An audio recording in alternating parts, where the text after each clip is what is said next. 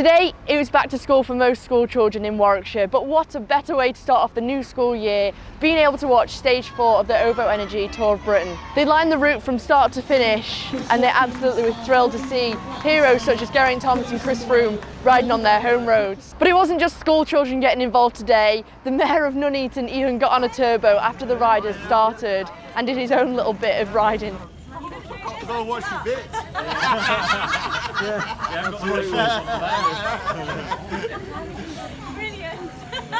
After Connor Swift's fantastic 6th place on yesterday's stage, I caught up with his Director Sportif, Colin Sturgis, to find out what his thoughts were, how he was feeling on what Connor can achieve for the rest of the week. Great result for the team yesterday with Connor Swift taking 6th place. You must be chuffed, and what do you think is more to come for him?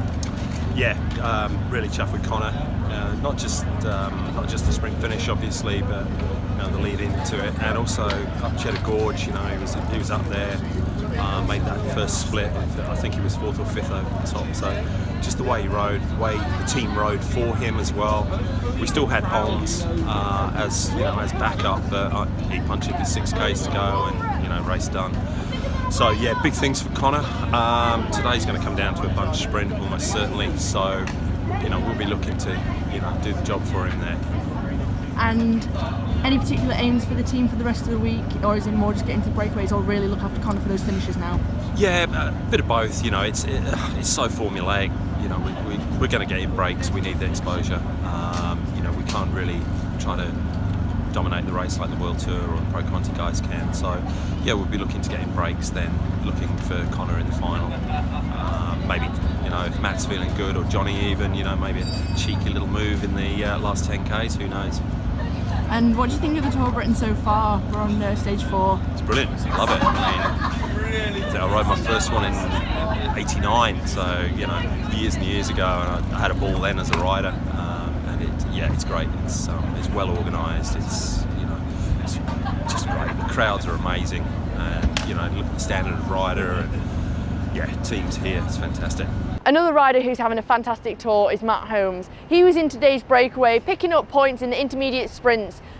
He then ended up taking the Iceberg Sprints jersey from Team Wiggins rider Matthew Teggart. Post-race, I caught back up with Colin Sturgis to see how he thinks and if he can think Matt can hold on to this jersey. Yeah. Fantastic.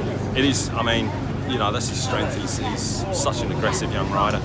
And getting up there in the KOMs and surprisingly the sprints, he can sprint when he wants, and from a little group like that, he's just so strong that he's always going to get up. So yeah, we just said, might as well get something out of it. We're all in the break, there's basically everybody but Wiggins from the domestic teams represented. So let's get something out of it. How are you feeling? Yeah, I'm feeling great. Okay, well, go for it. If you can win them, win them. And then it started looking good. I said to him, well, if you win all 3, mate, you might take the jersey, which he obviously has because he's got higher GC than Teggart. So yeah, not a bad day out. Another rider who joined Matt Holmes in that breakaway today was Nicholas Delmini from Dimension Data. He took back that King of the Mountains jersey from his teammate Scott Davis. But also joining those pair in the breakaway today was Tom Moses of JLT Condor and Alex Patton of Canyon Iceberg.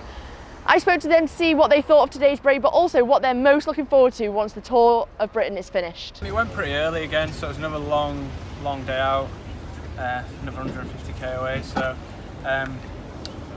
I struggled today. I definitely felt the first breakaway in me, and I was okay for the first KOM, and then the second half I really started to tie up a bit. Just couldn't really contest the KOMs. I was just clinging on, to be honest. And there's a lot of tacking going into those final 2015. Yeah, it was a massive block headwind, and I knew they were coming back, so I wasn't going to start attacking to try and stay away for the longest because I just had enough by that point. Aims for the rest of the tour? Just same again, getting another break, try to finish myself off properly. Looking forward to the off-season? Yeah, a few more days now. What are you most looking forward to, the first thing after the off-season? Oh, straight on holiday, so can't complain. Alex, staying the breakaway for you today. The season kind of marred of injury and illness a little bit. Yeah. Last spoke to you at the Quick Champs at Stockton. Yeah, how was that for you today? Good and bad. Obviously tough day out. Nice to Nice to make it into the breakaway today. We sort of earmarked today as the break, or sort of a little bit for me. I mean, obviously every day you're hoping to try and make it to the breakaway, but today I tried to put a bit of an emphasis on it, specifically for me. Compared to a lot of the days, a little bit flatter today, you know, which kind of helped me out a little bit.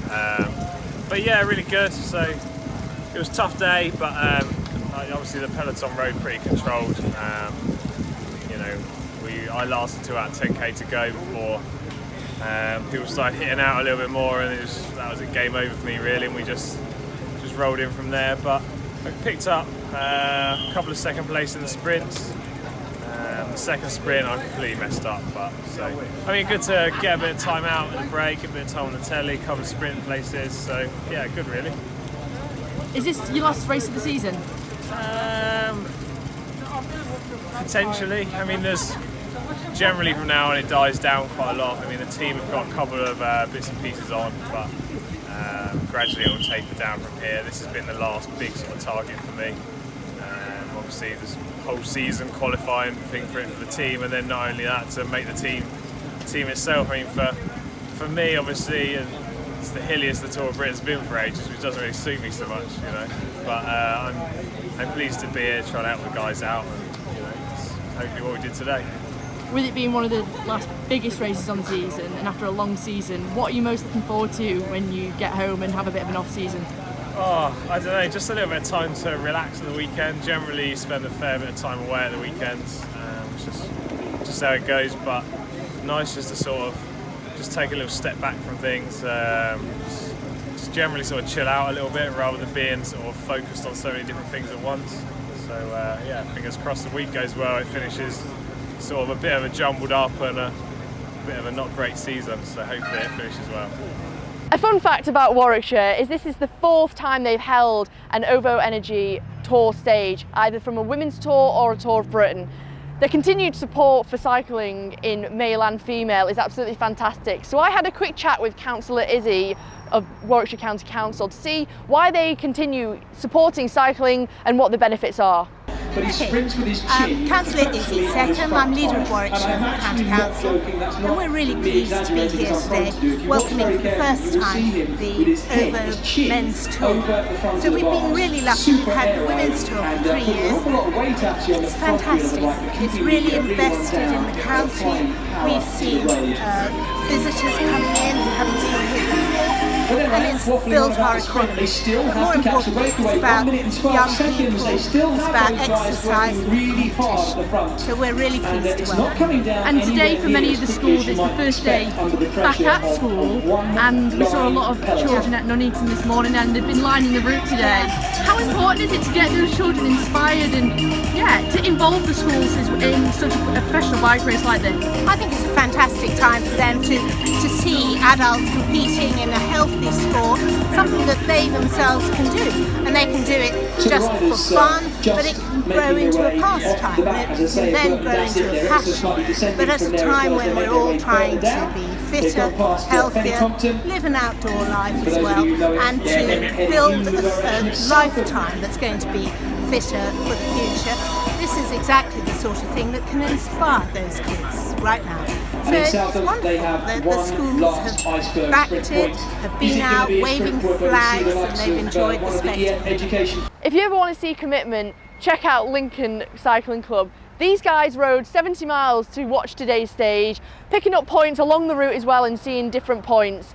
They're also coming to Saturday's stage for the ones who aren't working anyway. So it's great to see how committed cycling fans are, because we know you all love it.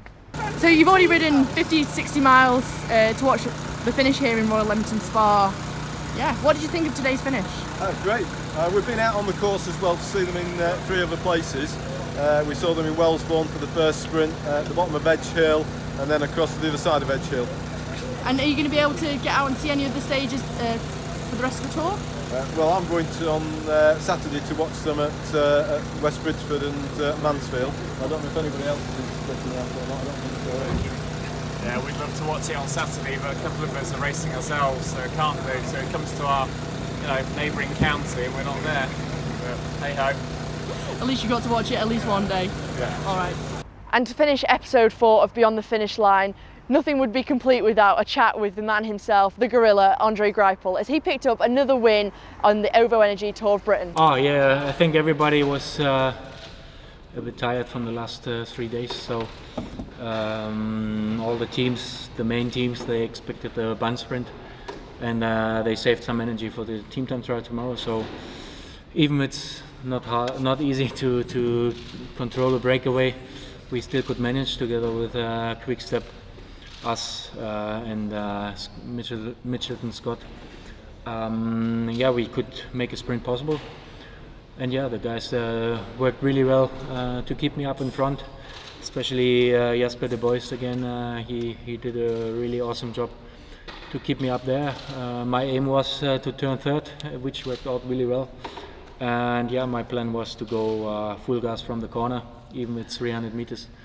I knew that I can make it, and yeah, I could. So yeah, I'm happy with another win. Where is your form coming from? It's been a long year. You started racing in January.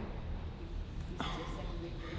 It's not always about the condition. I think the mind is quite important, and the mind is strong at the moment, and the condition is not far the best, but it's okay, and I always can sprint.